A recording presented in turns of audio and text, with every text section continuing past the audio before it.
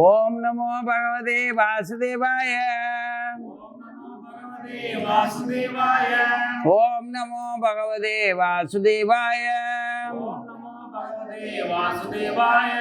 ஓம் அஜ்ஞானதிமிராந்தஸ்ய ஞானாஞ்சனசலாகயா சாக்ஷுருன்மீலிதம் ஏன தஸ்மை ஸ்ரீ குருவே நமः. வாசுதேவசுதம் தேவம் கம்சசானூரமர்தனம் தேவகி பரமானந்தம் கிருஷ்ணம் வந்தே ஜெகத்குரு. காத்யாயினி மகாமாயே மகா யோகினி யதீஸ்வரி நந்தகோபசுதம் தேவி பதிந்தே குருதே நமக. ஸ்ரீமத் பகவத்கீதை 8வது அத்தியாயத்துல 16வது ஸ்லோகமா, அர்ஜுனா, பிரம்மலோகம் வரையில் உள்ள எல்லா லோகங்களும் அழிவுக்கு உள்ளவை. குந்தி மகனே, என்னை அடைந்து விட்டாலோ புனர்ஜென்மம் கிடையாது. பகவான் சொல்றாரு, இதுவரை எப்படியெல்லாம் இருந்தா பகவானை அடைய முடியுங்கிறத வழியை காட்டிட்டு வந்தார். இப்போ அதுல உறுதியா சொல்றாரு, பிரம்மலோகம் வரையுள்ள எல்லா லோகங்களும் அழிவுள்ளவை. அது எப்படின்னா, ஆயுட்காலங்கள் நீண்டதாக இருக்கும். பிரம்மலோகத்துக்கு அடுத்த ஸ்லோகத்துல சொல்றாரு, பகல் இரவு இவ்விரண்டின் நிலைமை அறிந்தவர்கள் 1000 யுகங்கள் பிரம்மாவுக்கு ஒரு பகல் என்றும் 1000 யுகங்கள் பிரம்மாவுக்கு ஒரு இரவென்றும் அறிவார்கள்.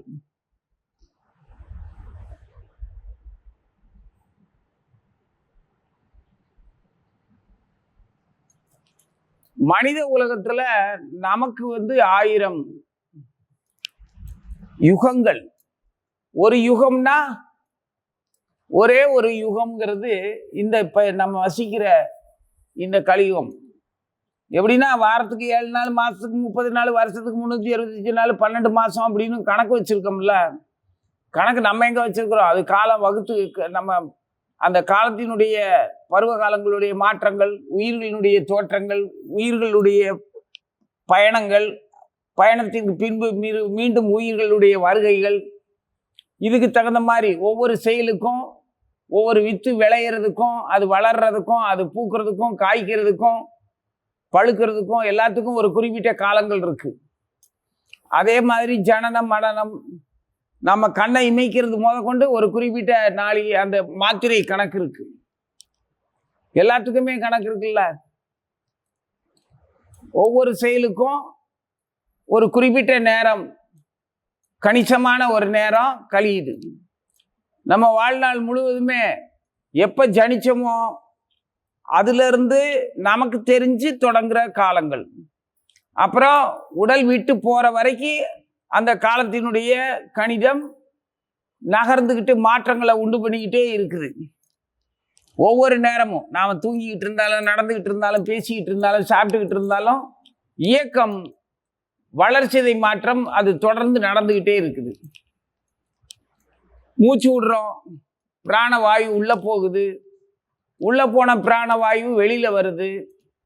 சுவாசம் நம்ம வேகமா களைப்பா இருக்கிற மாதிரியோ இல்லை வேகமா விரைந்து ஓடும்போது பாடுபடும் போது தான் மூச்சு வாங்குறது தெரியுது. மற்ற நேரத்துல தெரியுதா? தூங்கிட்டு இருக்கும்போது நம்ம மூச்சு உள்வெளி சுவாசங்கள், உள்ள போற சுவாசமும் வெளியில போற சுவாசமும் நம்ம தூங்கிட்டு இருக்கும்போது தெரியுதா? தெரியல. ஆனா இடைவிடாமல் அந்த காலத்தின் நகர்வுகள், அது நாளிகை கணக்கா, அதுக்கு என்ன பேர் வச்சாலும் சரி, அது மாத்திரை, கண் இமைக்கிறது அரை மாத்திரைன்னு சொல்லுவாங்க. ஒரு இமைப்பொழுது இமைக்கிறதுக்கு ஒரு நேரம் இருக்குல்ல. எத்தனை தடவை கண் சிமிட்டுறோம் தெரியுமா நமக்கு? குழந்தையா இருக்கும்போது கண் இமைக்கிறது கொஞ்சம், வளர வளர இமைக்கிற நேரம் அதிக இமைத்தல் வேலை நடந்துகிட்டே இருக்கும். இப்போ இந்த மாதிரி வயசாயிருச்சு அப்படின்னா குழந்தைங்க ரொம்ப நேரம் விழிச்சு பார்க்கும், ஒரு தடவை கண்ணை இமைக்கும். ஆனா முதிர்ந்த வயதுக்காரங்க அடிக்கடி கண்ணை இமைச்சிக்கிட்டு இருப்பாங்க. இமைத்தல் எண்ணிக்கை அதிகமாகும். புரியுதா? இப்போ நீங்க டாக்டர், இதய துடிப்பு குழந்தைகளுக்கு எவ்வளவு நேரம், எத்தனை, வளர வளர இதய துடிப்பு குறையுமா? குறையும். குழந்தையா இருக்கும்போது இதய துடிப்பு வேகமா இருக்கும். 8 வயசு பிள்ளைக்கும் 80 வயசுக்காரனுக்கும் எவ்வளவு வித்தியாசம் இருக்கும் இல்லையா? அப்போ இது எல்லாமே நடந்துகிட்டே இருக்குது. இந்த நிகழ்ச்சிகள்ல மனித கணக்குல 1000 யுகங்கள். இந்த நம்ம கலியுகம்னு எடுத்தா 4,32,000 வருடங்கள் ஒரு யுகம் இருக்கு. இந்த கலியுகத்தோட எண்ணிக்கை என்ன? வருஷத்துக்கு நமக்கு தெரிஞ்சு ஒரு வருடம் அப்படிங்கிறது 365 நாட்கள். ஒரு நாளுக்கு எத்தனை மணி நேரம்? 24 மணி நேரம்ன்றோம். இதெல்லாம் நம்ம வச்சுக்கிட்டது இல்லை, பூமியினுடைய சுழற்சியை பொறுத்து. பூமியினுடைய தன் சுழற்சி, பிரபஞ்சத்தில் அது சுற்றி வர்ற நாட்கள், அதெல்லாம் கணக்கு வச்சுதான். நமக்கு அந்த அளவுக்கெல்லாம் கணக்கு போக வேண்டாம். ஒரு நாளைக்கு எத்தனை தடவை மூச்சு விட்டு வாங்குறோம்ங்கிறது மட்டும் தெரிஞ்சா போதும். ஒரு நாளைக்கு எத்தனை தடவை மூச்சுட்டு வாங்குறோம்? நான் எண்ணிக்கையை கூட சொல்லலை. நாம எந்த நேரமும் சுவாசிச்சுக்கிட்டு இருக்கிற மாதிரி காலம் நம்மளை நகர்த்திக்கிட்டே போகுது. நமது உடலும் வளர்ந்தும் தளர்ந்தும் மகிழ்ந்தும் சிதைந்தும் நடந்துகிட்டே இருக்குது. அந்த சிதைவு, அடுப்புல உலையேத்துறீங்க பெண்கள், நீங்க வச்ச உடனே தண்ணி கொதிச்சிடாது. அதுக்கு ஒரு அந்த தண்ணியினுடைய அளவை பொறுத்து, நெருப்பினுடைய வேகத்தை பொறுத்து, அந்த பாத்திரத்தினுடைய கணத்தை பொறுத்து அந்த தண்ணீர் உலை காய ஆரம்பிக்கும். உலை காஞ்சதுக்கு அப்புறம் தானே அரிசி போடுவீங்க. ஒவ்வொரு அரிசிக்கும் ஒரு குறிப்பிட்ட நேரம் அது பதமாகி மலர்ந்து சாதமாகிறதுக்கு ஒரு குறிப்பிட்ட நேரம் ஆகும். நீங்க அடுப்பே எரியலைன்னாலும் அது ஆக வேண்டிய நேரத்தில் அது ஆயிரும். தண்ணி காஞ்சிருச்சுன்னா போதும். உலை கொதிச்சதுன்னா அரிசியை போட்ட உடனே அது சாதமாகிற நேரத்துக்கு அது சாதம் ஆயிரும், நெருப்பு இருந்தாலும் இல்லைன்னாலும். அது எப்படி நெருப்பு இல்லாமல் சமைக்கும் அப்படின்னா கூட கொஞ்சம் நேரமாகும், அவ்வளோதான். ஆனால் அது பக்குவமாகும் அந்த அரிசி. அதே மாதிரி எல்லாத்தையும் பக்குவப்படுத்துறது காலம்தான். நெருப்பு எப்படி நம்மளை, நெருப்பும் தண்ணியும் அரிசியை சாதமாக்குற மாதிரி நம்மளை சாதகமாக ஆக்குது. காலம்தான் நம்மளை சமைக்குது. அது சமைச்சு முடிச்சதுக்கப்புறம் நம்ம பக்குவ நிலையோட பத்திரமா அடுத்த கட்டத்துக்கு போயிடணும். படுத்துக்கிட்டு இருக்கிறவங்களை இம்சப்படுத்திக்கிட்டு இருக்கக்கூடாது. அது கெட்டுப்போன சாதம் மாதிரி. கெட்டுப்போன சாதம் என்னத்துக்காகும்? அது மாதிரி குணத்தாலேயோ உடலாலேயோ வியாதியினால நம்ம உடலை கெடுத்து வச்சுக்கிட்டு படுத்துக்கிட்டு இருக்கிறவனையெல்லாம் படுத்தக்கூடாது. நல்லா வாழ்றதுக்கிட்டு இருக்கிற வீட்டில் இருக்கிற சொந்த மகன், கணவர், அன்பு தம்பி, பிள்ளைங்க யாரையும் படுத்தக்கூடாது. கெட்டுப்போன உணவு மாதிரி. கெட்டுப்போன உணவு என்ன ஆகும்? உடனே தூக்கி தூரத்தானே போடணும். அது மாதிரியே நம்ம கெட்டு போறதுக்கு முன்னாலேயே இடத்த காலி பண்ணிடணும். உடல் கெட்டு போறதுக்கு முன்னாடியே சுவாசத்தை நிறுத்திட்டு போயிடணும். எப்படி நிறுத்துறது? முன்னெல்லாம் அப்படித்தான் நிறுத்துவாங்க. அவங்களுக்கு தெரிஞ்சிடும், நாம இனிமே இந்த உடல்ல வியாதியோட இருந்து இருக்கிறவன ஒன்றும் படுத்தக்கூடாது. நமக்கு தட்பவெப்பங்கள் சேராது, மூச்சு இறைக்கும், பேச்சு வராது, வாய் குளரும், கண்ணுல பூளை, காதுல ஊளை, மூக்குல கோலை, எல்லாமே வரும். நாம இனிமே எல்லாருக்கும் உபத்திரவமாக தான் இருப்போம். மூச்சடக்கு, பேச்சடக்கு, உணவடக்கு, வெறும் தண்ணீரை மட்டும் பருகு, அப்புறம் தண்ணியை குறை. நாளே நாளில் பிராணனை எங்கே இருந்தாலும், உடல்ல எந்த மூலையில் பிராணன் இருந்தாலும் கப்புன்னு நிறுத்து. பிரம்மாந்தரத்தை தேடியோ இல்லை கண்கள் வழியாகவோ காட்சிகள் வழியாகவோ இல்லை அமானுஷியமான ஏதோ ஒரு வழியில் பகவான் கூப்பிட்ற இடத்துல எந்திரிச்சு போய்கிட்டே இருக்கணும். எங்கள் அப்பா அப்படித்தான் போனார். அது மாதிரி இதெல்லாம் அப்படித்தான் போய்கிட்டு இருந்தாங்க முன்ன. இப்பதான் எனக்கு தெரிஞ்சு அருவருப்பா எங்கேயோ ஒரு மாளிகை மாதிரி பெரிய பெரிய வானுயர்ந்த கட்டிடங்கள், அதுல பல அறைகள், அந்த அறைகளெல்லாம் விதவிதமான வியாதிகளுக்கு விதவிதமான வைத்தியங்கள். எவனும் இந்த ஊத்த உடம்பை விட்டு போறதுக்கு தயாரா இல்லை. டீப்புகளை எல்லாம் சொருகி பணம் இருந்தா சம்பாதிக்கிறதே எதுக்கு? மூக்கில் காதில் வயிற்றுல வாயில் எங்கே வேணாலும் குழாயை சொருகி அந்த வாழை வைக்கிறதுக்காக போராடிக்கிட்டு இருக்கிறது தான் இப்போ இன்னைக்கு வாழ்க்கையாக இருக்குது. இது எதுக்கு? போயிட்டு புதுசாக ஒரு உடம்பு வாங்கிக்கிட்டு நல்லா வர வேண்டியது தானே. அந்த அளவுக்கு தைரியம் இல்லை, அந்த அளவுக்கு புத்தியும் இல்லை. அறிவு இருந்ததுன்னா தைரியம் வரும், தைரியம் இருந்ததுன்னா நிலைமை நல்லாவே தெரியும். போயிட்டு இந்த ஊத்த உடம்பை விட்டுட்டு அடுத்து ஒரு அழகான குழந்தை உடம்பை வாங்கிக்கிட்டு வர வேண்டியது தானே. முக்திக்கா போக போகிறோம்? அந்த அளவுக்கா பக்தி இருக்கு? முக்திக்கெல்லாம் போக வேண்டாம். அடுத்து நான் உன் பிள்ளையா பிறக்கிறேன், நீ என் பிள்ளையா பிறந்துக்கோ. 2 பேரும் மாற்றி மாற்றி சந்தோஷமாக வாழ்ந்துக்கிட்டே இருப்போம். என்னைக்கு முக்தி போகிற அளவுக்கு நமக்கு பக்தி முக்தி போச்சுன்னா முக்திக்கு போவோம். பக்தியே பண்ண தெரியல, பக்தியே பண்றது இல்லை. எவ்வளவுதான் கண்ணு போனாலும் கால் போனாலும் கை போனாலும் நிற்க முடியலன்னாலும் கடவுள்கிட்ட வந்துக்கிட்டு, சாமி எனக்கு கை கால் சுகத்தை கொடு. கை காலில் உனக்கு எதிராக சுகம் இருக்கு? கையிலையும் கால்லையும் சுகம் ஏது? நாக்கில் சுகம் இருக்குன்னு சொல்லு. ஒரு காபி சாப்பிட்டா, வடை சாப்பிட்டா, ஏதோ பதார்த்தம் தின்னா நாக்கில் ருசி இருக்குது, அதனால நாக்கு சுகப்படுது. மூக்கு சுகப்படுது வாசனையை பார்த்து. கண்ணு சுகப்படுது படங்களோ காட்சிகளோ பிரியமானவங்களை பார்த்து. காது சுகப்படுது நல்ல வார்த்தைகளையும் இசையும் கேட்டு. கை கால் எங்க சுகப்படுது? கை கால் யாருக்காவது சுகத்தை தருமா? கை கால் இயங்கும். அந்த இயக்கம்தான் சுகம்னு நினைச்சீன்னா, அந்த சுகமான அந்த இயக்கத்துக்கு பயன்படாதப்போ உட்கார்ந்த இடத்துல இருந்து மூச்சடக்கு, பேச்சடக்கு, சிந்தனை அடக்கு, உணவு அடக்கு, எல்லாத்தையும் புலன்களையும் 50 கதவுகளையும் மொத்தமா பூட்டிட்டு உடனே இடத்த காலி பண்றதுக்கு வழியை பாரு. உனக்கு இஷ்ட தெய்வத்தை நினைச்சு தியானம் பண்ணி என்ன உடனே கூட்டிட்டு போ. ஏமே வர்றதுக்கு நேரமாகும். அவனுக்கு 1000 வேலை இருக்கு. அவன் என்னையெல்லாம் பார்த்து கூட்டிட்டு போக மாட்டான். நான் விரும்பின என் கிருஷ்ணன் வரட்டும், இல்லை என் குரு வரட்டும், என் காளி வரட்டும், காத்தியாயினி அங்காள பரமேஸ்வரி வா, வந்து என்னை கூட்டிட்டு போ. கூட்டிகிட்டு போய் நான் உன்னைய கூட்டிகிட்டு போய் என்ன செய்ய உன்னைய வச்சுக்கிட்டு நான் என்ன செய்யன்னு கேட்டேன். என்னை ஏன் தான் நீ கூட்டிகிட்டு போய் வச்சுக்கிட்டு இருக்க? எனக்கு தகுந்த மாதிரி இன்னொரு அருமையான ஒரு பையை கொடு, கருப்பையை கொடு. அங்கே போய் நான் உட்காந்துக்கிறேன், திரும்ப பறந்துக்கிறேன். அடுத்த ஜென்மத்தில் உன்னை நான் திரும்பவும் வணங்குறதுக்கு நன்றியோட வாரேன்.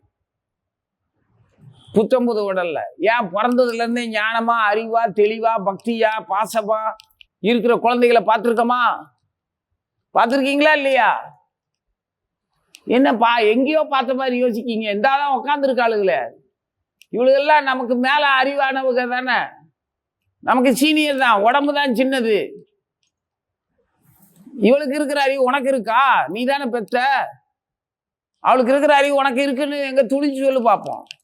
இல்லை, பெருமைக்குனாலும் சந்தோஷமா சொல்லுவோம். என் பிள்ளைக்கு இருக்கிற அறிவு எனக்கு இல்லைன்னு மகிழ்ச்சியா சொல்லுவோம். இதுல என்ன இருக்கு? சொல்லலாம்ல தைரியமா? அந்த மாதிரி ஒவ்வொரு இமைப்பொழுதும் நாம அடுத்தடுத்த உடல்களை வாங்கிறதுக்கான செயல்களையும், அடுத்தடுத்த இன்பங்களை துன்பங்களை வாங்குற செயல்களையும் தொடர்ந்து செஞ்சுக்கிட்டு தான் இருக்கோம். இதுக்கெல்லாம் நம்ம பொறுப்பு கிடையாது. கேட்டா பாவம் புண்ணியம் அப்படிம்பாங்க. நான் பாவத்தையும் சொல்லல, புண்ணியத்தையும் சொல்லல.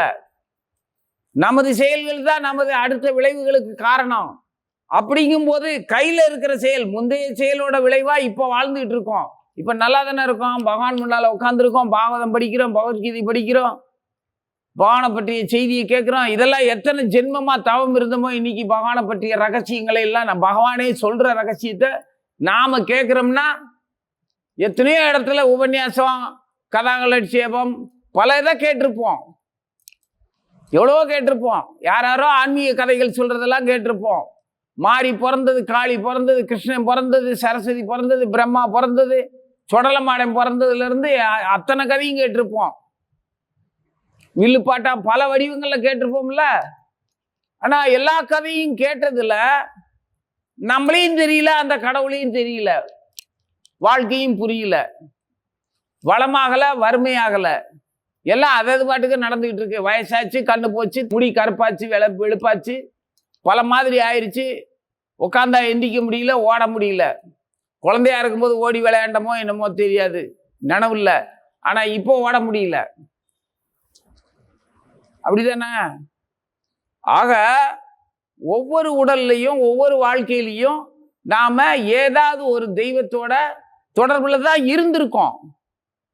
கடவுளுடைய தொடர்பு இல்லாம நாம இங்க பூமியில வாழவே இல்லை. ஏன்னா மண்ணும் கடவுள் தான், காற்றும் கடவுள் தான், வாயுனுடைய மைந்தன் தானே ஆஞ்சநேயரு. அப்போ வாயுவும் கடவுள் தான், வாயு தானே சுவாசி பண்ணிக்கிட்டு இருக்கோம். வருணனும் கடவுள் தான். நாம விரும்பின நேரத்துக்கு வரவும் மாட்டேங்க வருணன். சூரியனும் கடவுள் தான், சந்திரனும் கடவுள் தான். நீ பொங்குற நெல்லு தானியம் சோறும் கடவுள் தான், பருப்பும் கடவுள் தான். எல்லாம் பூமையிலிருந்து கிடைக்கிற லக்ஷ்மி தான் பருப்பு வகைகள். நெல் யாரு? சோத்துக்குள்ள இருக்கிறார் சொக்கலிங்கம்னு சொல்லுவாங்க, அன்னபூரணின்னு சொல்லி வணங்குறோம். அப்ப கடவுளோட சம்பந்தம் இல்லாம நீ எப்ப இருந்த? நீ நன்றி இல்லாம இருந்தாலும், விருப்பம் இல்லாம இருந்தாலும், கடவுள் ஞாபகம் இல்லாம இருந்தாலும், எப்பவுமே கடவுளுடைய சம்பந்தம் இல்லாம உன்னால எப்படி வாழ முடிஞ்சது? கருப்பையில் இருக்கிற சிசுவா இருந்தாலும் அதுக்கும் கடவுள் தாய் மூலமா அந்த கடவுளோட தொடர்பு இருக்குதானே செய்யுது. கருவில் இருக்கிற சிசுவும் சுவாசிக்காமலா இருக்கு. அம்மா சுவாசிக்கிறத வாங்கி அதுவும் சுவாசிக்குது. அம்மா சாப்பிட்றத கேட்டு அதையும் சாப்பிடுது. அப்போ இறை தொடர்பு இல்லாம எவனும் இல்லை. அவன் 1000 பேசலாம், வேதம் படிக்கல, இல்ல வேதம் படிக்கிறேன், நாத்தியம் பேசலாம், அஞ்ஞானம் பேசலாம். அவன் அறிவுக்கு தகுந்த மாதிரி, எல்லாருக்கும் அதுக்கு தகுந்த மாதிரி. எல்லா உடலும் ஒரே மாதிரி தான். ஆனா அவனுடைய சொல்லுக்கும் செயலுக்கும் சிந்தனைக்கும் தகுந்த மாதிரி அந்த உடல்ல அவன் எல்லா பாவத்தையும் எல்லா புண்ணியத்தையும் அனுபவிச்சுக்கிட்டே தான் இருக்கிறான். அப்போ நேரம்ங்கிறது நம்ம கூடவே இருந்து நம்மளை எப்போவுமே கைவிடாம பிடிச்சிருக்கு. நேரத்தை கடந்து, நேரமும் கடவுளோட நேரம் தான். இந்த காலம்ங்கிறது, நேரம்ங்கிறது, கடவுளுங்கிறது, இயற்கைங்கிறது, வாயு வருணன்கிறது, தண்ணி காற்று நெருப்புங்கிறது எல்லாமே கடவுள் தான். அது கடவுளுடைய சம்பந்தம் இல்லாம, கடவுளுடைய அன்பு இல்லாம உன்னால இயங்க, நீயா ஒண்ணுமே இயங்கல. அதுதான் இயக்கி உன்னைய தயார்படுத்திக்கிட்டு போகுது. எலும்பா, ரத்தமா, சதையா, நரம்பா, புத்தியா, குணமா, உணவா, உழைப்பா, எல்லாத்தையும் கடவுள் தான் நம்மளை நடத்தி கூட்டிட்டு போய்கிட்டு இருக்கிறாரு. நீ என்ன வேணாலும் பேர் சொல்லு. நல்லா சாப்பிட்டு சத்தா இருந்தேன் அப்படின்னா கடவுள் உன்னை அப்படி வச்சிருக்கிறார், அவ்வளவுதான். அப்போ இந்த இயக்கத்துல நம்ம வாழ்றதுக்கு நாம தனியாவே வாழலைன்னு நல்லா தெரிஞ்சு போச்சு. நமக்கு கடவுள் கூட இருந்து சுதந்திரத்தை கொடுத்து நம்ம விருப்பப்படி நம்மளை வாழ வைக்கிறாரு. அப்ப நம்மளை நாம தெரிஞ்சுக்கும் போது இந்த யுகத்துல உனக்கு இருக்கிற மாதிரி, எப்படி நீ குழந்தை பருவத்துல இருந்த உடம்பு, 8 வயசுல இருந்த உடம்பு இப்ப 70 வயசுல இல்லை இல்லையா? அன்னைக்கு இருந்த முடி இல்லை இன்னைக்கு, அன்னைக்கு இருந்த ரத்தம் இன்னைக்கு இல்லை. அதே மாதிரி நாம இல்லாம போறத நோக்கி நம்மளும் போய்கிட்டே இருக்கோம். நமக்கு புதுசு கிடைக்குது, அப்புறம் அது போயிடுது, அப்புறம் புதுசு கிடைக்குது, அப்புறம் போயிடுது. இப்படியே தான் சுத்திட்டு இருக்கோம். நம்ம உடம்பு மாதிரி இந்த உலகியல் வாழ்க்கையும் நமது எண்ணமும் செயலும் மாறிக்கிட்டே தான் இருக்குது, போய்கிட்டே தான் இருக்கிறோம். இப்படி வெவ்வேறு வகையா போய்கிட்டு இருக்கிறதுல நாம பயப்படுறதுக்கோ ஆசைப்படுறதுக்கோ ஒண்ணுமே இல்லை. எல்லாத்துலயும் நன்றி சொல்லி மகிழ்ச்சியா இருக்கலாம். நன்றி யாருக்கு சொல்லணும்? உன் நாக்குக்கு சொல்லு, உன் கண்ணுக்கு சொல்லு, உன் புத்திக்கு சொல்லு, உன் கூட இருக்கிறவங்களுக்கு சொல்லு, உன்னை படைச்ச கடவுளுக்கு சொல்லு, நீ நடமாடுற பூமிக்கு சொல்லு. தூத்து தொளிச்சு பசுஞ்சாணம் போட்டு அழகா மணக்க அந்த தரையை வச்சிருந்து எங்க ஒண்ணுமே விரிக்காம அதுல படுத்து தூங்கு, உனக்கு எவ்வளவு சுகமா இருக்குதுன்னு பார்ப்போம். மாளிகையில பஞ்சு மெத்தையில பட்டு மெத்தையில படுத்து தூங்குறத விட அது அவ்வளவு சுகமா இருக்கும். எங்கேயாவது காட்டுல அப்படி மேட்டில் அப்படி கிராமத்துல வசிச்சு வயக்காட்டுக்குள்ள காவலுக்கு குடிசை போட்டு அந்த இதுல படுத்திருக்கும் போது தெரியும். இப்படியெல்லாம் இப்ப அனுபவிக்கிறதுக்கெல்லாம் யாருக்கும் புத்தி இல்லை. அந்த இயற்கையோட இணைஞ்சு வாழ்றதோட அழகு, அந்த சுகமே தனி. அப்படி வாழ்ந்து பார்த்தா தெரியும்.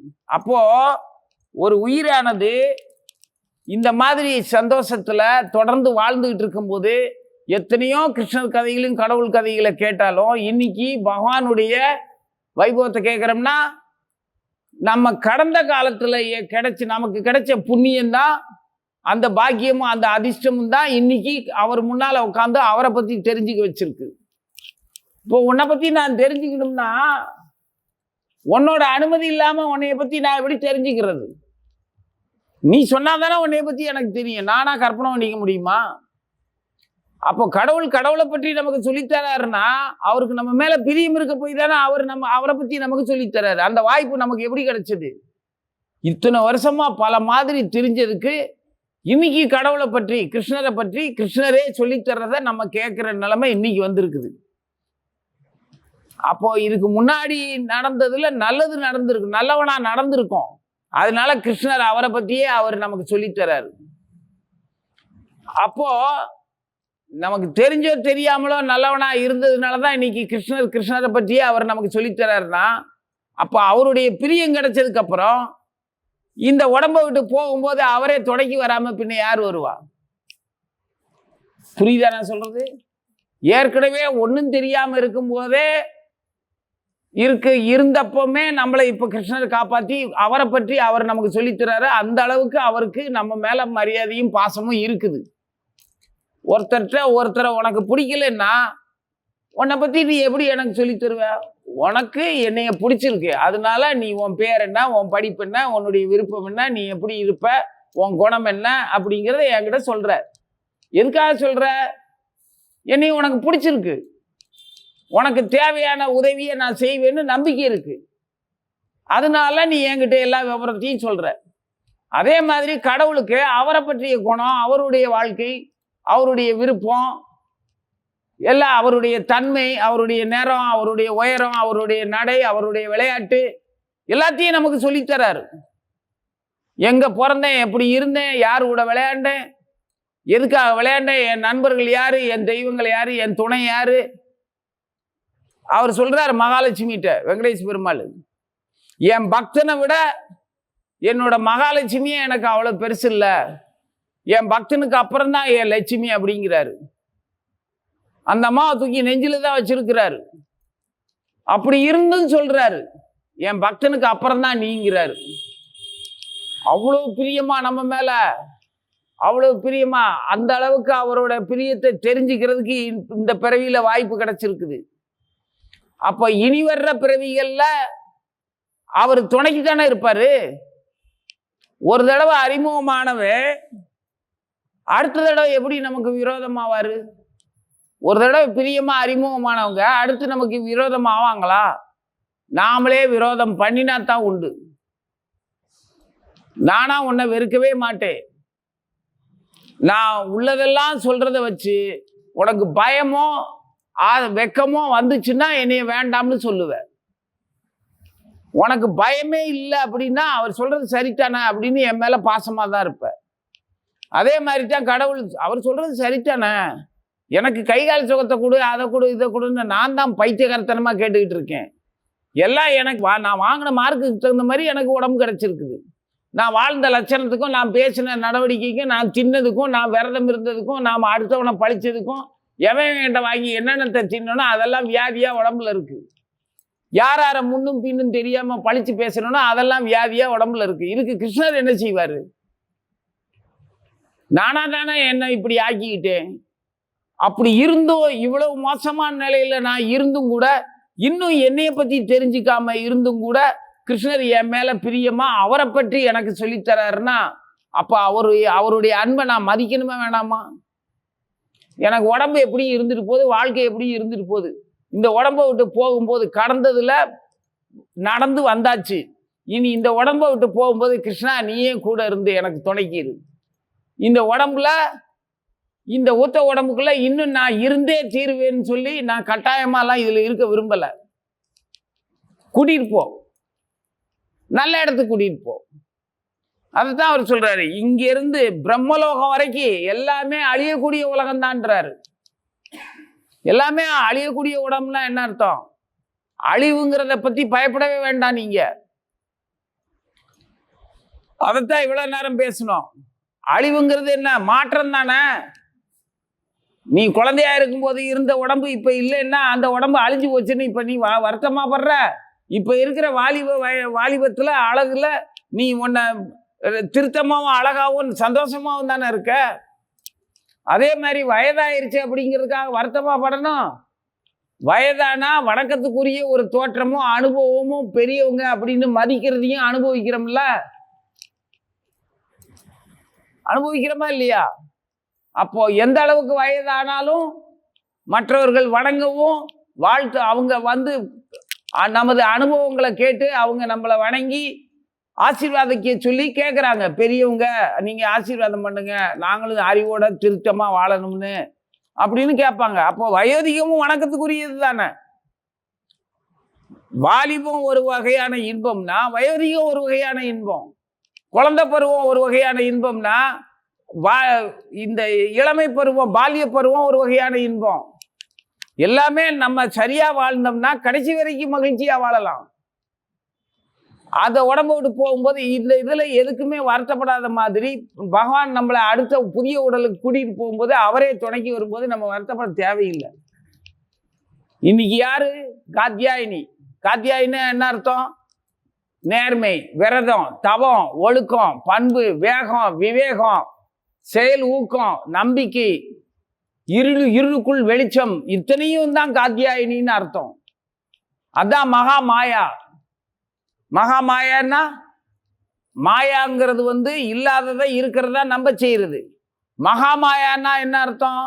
அந்த இல்லாததை இருக்கிறதா நம்ப செய்யறதுக்குள்ள உன்னுடைய கவனமும் உன்னுடைய எண்ணமும் உன்னுடைய ஆசையும் அந்த மாயையில எதை நம்புறதோட அளவு என்னன்னு காட்டுறது மகாமாயா. இதை நல்லா யோசிச்சு பார்த்தீங்கன்னா தெரியும். கண்ணுக்கே தெரியாத விஷயம்தான், ஆனா கேட்டா மகிழ்ச்சியா இருக்குது மனசுக்கு. அப்படி எத்தனை பொருள் இருக்குது நமக்கு கண்ணுக்கு தெரியுது. கண்ணுக்கு தெரிஞ்ச ஜட பொருள் உங்க பெண்கள், நீங்க நகையோ பணமோ அல்லது சொந்த பந்தமோ அல்லது உங்க பிள்ளைகளோட வெற்றி படிப்போ கல்வியோ ஏதோ ஒன்று, உங்க வீட்டில் உள்ள நபர்களுடைய வெற்றி மகிழ்ச்சி, பணம் சம்பாதிக்கிறது, வீடு கட்டுறது எல்லாம் சுகமான விஷயம்தான். ஆனா கேட்டாலே மகிழ்ச்சியா இருக்கக்கூடிய விஷயம் ஒண்ணு இருக்குது. அது என்னது? காதுல கேட்டு நினைச்சு பார்த்தாலே மகிழ்ச்சியா இருக்கிற விஷயம். அப்படி பகவான் நாமம் வந்து பக்தர்களுக்கு பொதுவாகவே இன்பம் தரக்கூடிய விஷயம். அப்படின்னா நமக்கு இந்த வாழ்வை தந்திருக்கிறவங்க நம்மளை ஒரு வகையான புனிதமான ஒரு வாழ்க்கையை நமக்கு வழங்கி இருக்கிறவங்க நாளைக்கு எந்த சூழ்நிலையிலையும் யாராவது ஒருத்தர் உன்னைய பார்த்து நான் அன்னைக்கு இப்படி இருந்தேன், நீ என்னைய திருத்தமா தெளிவா நம்பிக்கை விட்டுற மாதிரி நீ பேசின, உன் வார்த்தையில தான் நான் மகிழ்ச்சியா என்னை நான் காப்பாத்திக்கிட்டேன் அப்படின்னு உன்னை புகழும் போது உனக்கு மகிழ்ச்சியா இருக்குமா இல்லையா? நீ நேர்மையாகவும் திறமையாகவும் தெளிவாகவும் செயல்பட்ட அந்த குணத்தை அவங்க யாரோ ஒருத்தங்க அந்த குணத்தினால நான் பயனடைஞ்சேன், நான் நல்லா இருக்கேன், அதை நான் ரொம்ப நாளைக்கு அப்புறம் இப்பதான் உன்னை நினைக்கிறேன் அப்படின்னு உங்ககிட்ட சொன்னாலோ இல்லை மற்றவர்கள் சொல்லி அவங்க உங்ககிட்ட வந்து சொன்னாலோ அப்போ உனக்கு மகிழ்ச்சி வரும். எதுக்கு அந்த மகிழ்ச்சி? சுய திருப்தி. அதுதான் கந்தன்.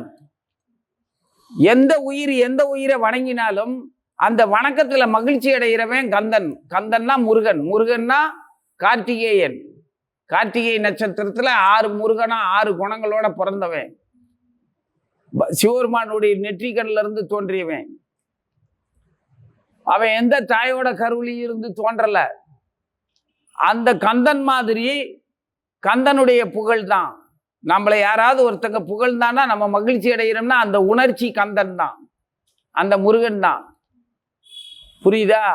அப்போ நாம சந்தோஷப்படுற அந்த உணர்ச்சி முருகன்.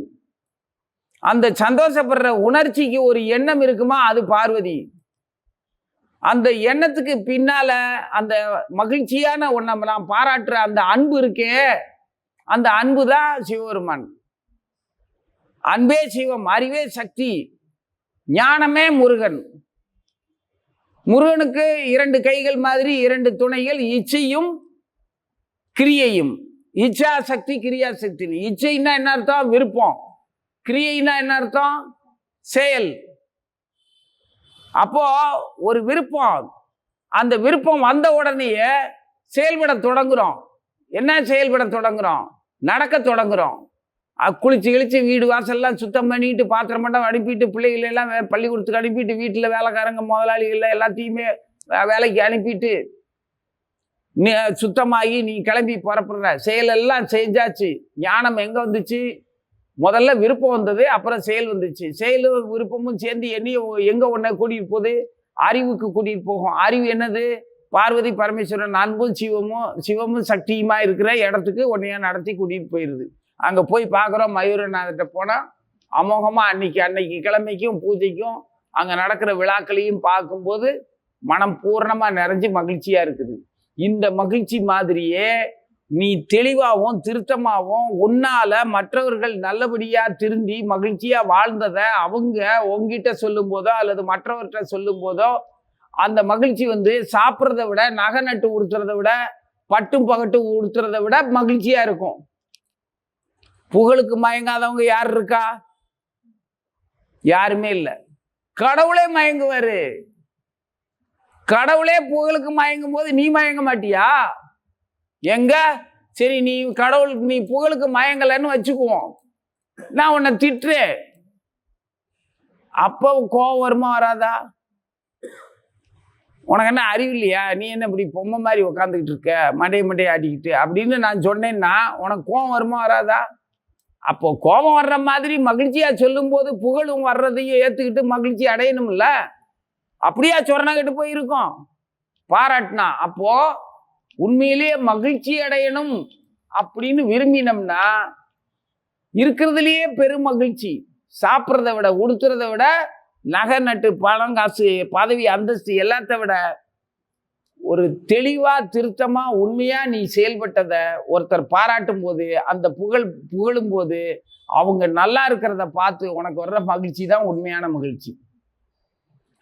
இதே மாதிரி கிருஷ்ணர் நம்மள திருத்தமா, என்னுடைய பக்தன், எனக்கு பிரியமானவன், அவன் எப்படிப்பட்டவனா இருந்தாலும் சரி, அவன் எனக்கு வைரமும் தங்கமா கொட்டி கொடுக்க வேணாம். ஆனா எந்த நேரமும் என்னையே நினைச்சு நான் தான் அவனை உயிருக்கு உயிரானவன் என் கிருஷ்ணன் அப்படின்னு என்னை நினைச்சு ஏங்கிக்கிட்டு எல்லா செயலையும் என்னையே நம்புவான். அவன் எதை பார்த்தாலும், சோத்தை பார்த்தாலும் என் ஞாபகம் தான் கிருஷ்ணா இன்னைக்கு எனக்கு சாப்பாடு நல்லா கொடுத்துட்ட. யாராவது சொந்த பந்தங்கள் பாராட்டு எந்த செயலா இருந்தாலும் எல்லா செயலையும் எனக்கு என் கிருஷ்ணன் தான் நினைச்சிக்கிட்டு இருக்கிறவனை பார்த்து கிருஷ்ணனுக்கு ஆசை வருமா வராதா?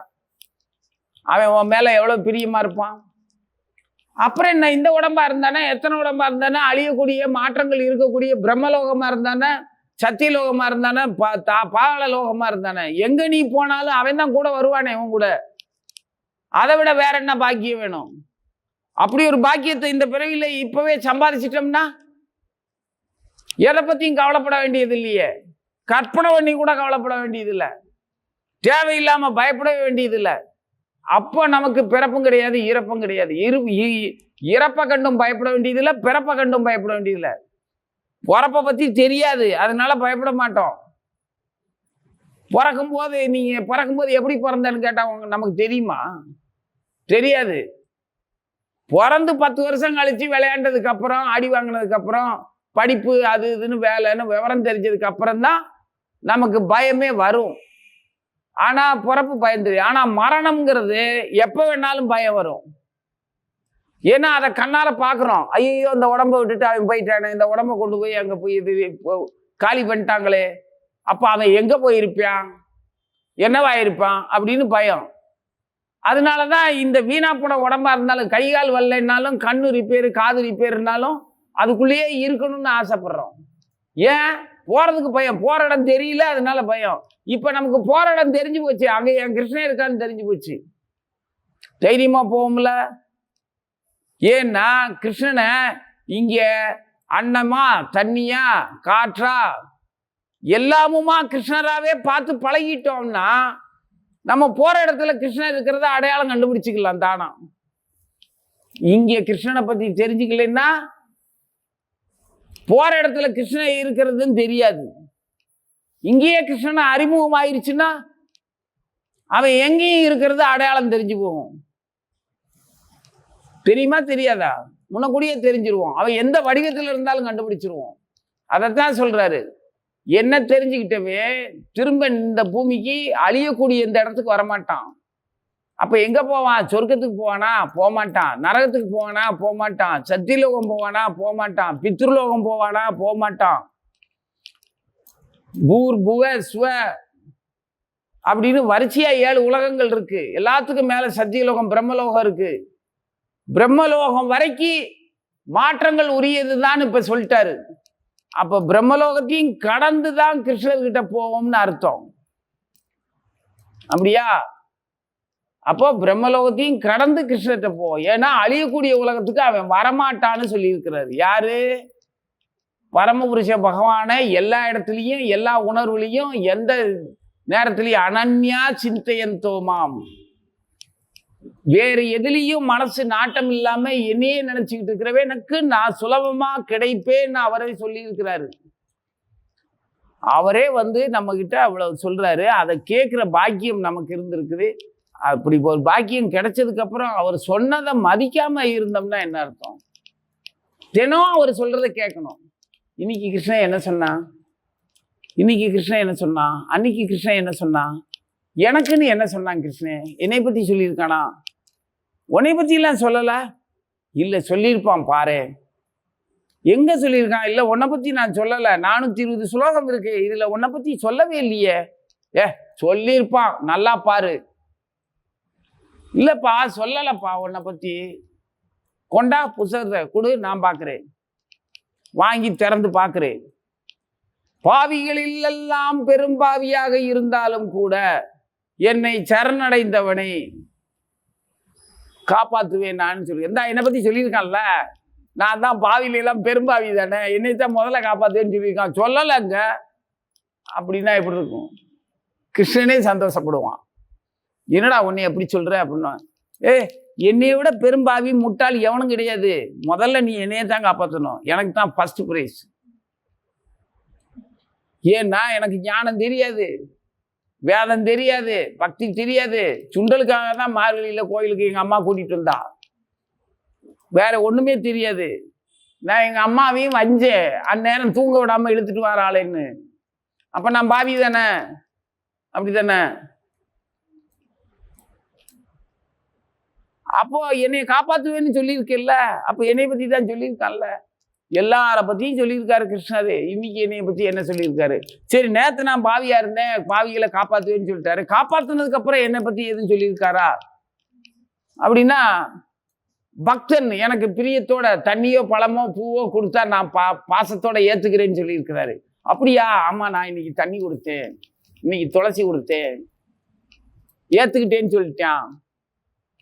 ஆக எந்த சூழ்நிலையிலையும் நம்மளை பத்தியே தான் சொல்லி இருக்கிறாரு. நீ யாராவும் இரு, பாவியாரு, சண்டாளனாரு, பொன்னாரு, இல்ல சூத்திரனாரு, இல்ல பிராமணனாரு, இல்ல பெரிய பணக்காரனாரு, இல்ல பிச்சைக்காரனாரு, எப்பவுமே உன்னை பத்தி சொல்லிக்கிட்டு தான் இருக்காரு கிருஷ்ணர். என்னை பத்தி தானே பேசுற அப்படின்னு கிருஷ்ணர்கிட்ட தாராளமா கேட்கலாம். அதுக்கு கிருஷ்ணரை எந்த நேரமும் நினைச்சிக்கிட்டு இருக்கணும். கிருஷ்ணன் எந்த நேரமும் சொல்லிக்கிட்டே இருக்காங்கிறத இதயத்துக்குள்ள இருந்து மனசுக்குள்ள இருந்து நாமளா நடந்து போகும்போது, நான் போயிட்டு வந்தேன், அந்த அவன்கிட்ட ஒரு அன்னைக்கு 50 ரூபா வாங்கிட்டு போனான், அதை திருப்பி வாங்கலாம்னு போனேன், அவன் ஆள் இல்லை, இங்கே போனா என்ன செய்யலாம், என் வீட்டில் அவ வேற இன்னைக்கு வேலைக்கு போகாம வீட்டில் உட்காந்துக்கிட்டு இருக்கிறா, எங்கே போய் தொலைஞ்சேன்னு சண்டைக்கு வருவா. இப்படி கச்சபிச்சான்னு நினச்சிக்கிட்டே நடந்து போகிறதுக்கு பதிலாக கிருஷ்ணன் என்ன சொல்லுவான் நம்மளை பற்றி? நம்ம எப்போ இந்த உடம்புல இருந்து புட்டுக்கிட்டு போவோம்? அப்படி போகிற நேரத்தில் வலிக்குமா? கிருஷ்ணன் துணைக்கி இருப்பானா? இல்லை என் பிள்ளைய வம்சாவை எல்லாம் கஷ்டப்படுவாங்களே, அவங்களுக்கு கிருஷ்ணன் நான் இல்லைன்னாலும் அவங்களுக்கு உதவி செய்வானா? இப்படி ஏதாவது கிருஷ்ணனை பற்றி நினச்சிக்கிட்டு போயே, நம்ம தரித்திரம் நம்மளோட தான். அந்த தரித்திரத்துக்கு கிருஷ்ணர் என்ன செய்வாருன்னு நினச்சிட்டு போய், அந்த தரித்திரத்துக்கு நான் என்ன பண்ணுவேன்னு நினைக்கிறத விட கிருஷ்ணன் என்ன பண்ணுவான்னு நினைச்சிட்டு போயே. நீ யாராவது இரு, சாதாரண கூலிக்காரனாயிரு, இல்லை பெரிய கலெக்டராயிரு, இல்லை மந்திரியாயிரு, கண்டிப்பா உனக்கு ஒரு முடிவு இருக்கும். அந்த முடிவுக்கு பின்னால ஒரு பயங்கரமான இருள் இருக்கும். அங்க போய் என்ன செய்வோங்கிற கேள்வி தெரியாம வாழுவோம். அதை யோசிக்க தெரியாத முட்டாள், நீ பிறந்தா என்ன, பிறக்காட்டி என்ன, மந்திரியா இருந்தானே, ராசாவா இருந்தானே, கூஜாவா இருந்தானே, வேலைக்காரனா இருந்தானே, எந்த நாயா இருந்தானே, உனக்கு தான் அறிவே இல்லையே. அப்புறம் என்னத்துக்கு தேவையில்லாம உன்னைய பத்தி பேச வேண்டியது என்ன இருக்கு? அப்ப யாரா இருந்தாலும் கிருஷ்ணனை நினைக்க உரிமையும் இருக்குது, கடமையும் இருக்குது. அதை தவிர வேற பாதுகாப்பே இல்லை. இதெல்லாம் புரியணும் அப்படின்னா பகவான் நாமத்தை தொடர்ந்து சொல்லணும். ஏன் சொல்லணும்? எப்படி சொல்லணும்? எதுக்காக சொல்லணும்? நாமம் சொன்னா போதுமா? அவன் பேரை சொல்லிக்கிட்டே இருந்தா போதுமா? போதும். ஒரு பாத்திரம் வாங்குறோம் கடையில, அந்த பாத்திரத்துல பேர் அடிச்சு கொடுக்கும் பத்திரமா. ஏன்? அந்த பாத்திரத்துல யாரு கொடுக்குறோமோ அதுல நம்ம பேர் அடிச்சு கொடுக்கறது எதுக்கு? திரும்ப அந்த பாத்திரத்தை நம்மளே தூக்கிட்டு வந்துடுறதுக்கா? நம்மளை பற்றி அவங்க நினைக்கணுங்கிறதுக்காக. பாசம் தானே. அப்போ உனக்கு கிருஷ்ணன் மேல பாசம் இருந்ததுன்னா சொல்லு, உன் மேல பாசம் இருந்ததுன்னா சொல்லு பகவான் நாமத்தை. ஹரே கிருஷ்ணா ஹரே கிருஷ்ண கிருஷ்ண கிருஷ்ண ஹரே ஹரே, ஹரே ராம ராம ராம ஹரே ஹரே. தொடர்ந்து நாமத்தை சொல்லுவோம், பகவானுடைய அன்பை பெறுவோம். காத்தியாயினி மகாமாயா மகா யோகின் யதீஸ்வரி, அவளே குருவா இருந்து வழி நடத்துறதுக்கு அன்னை பராசக்தியின் திருவடிகளே சரணம் அடைவோம். மாயையிலிருந்தோம், மகா மாயையிலிருந்தோம், அவளே விஷ்ணு மாயை, யோக மாயை, மகா மாயையிலிருந்தோம், எல்லாத்தையுமே அவளே காப்பாற்றட்டும், துணை இருக்கட்டும், வழி நடத்தட்டும். ஓம் நமோ பகவதே வாசுதேவாய.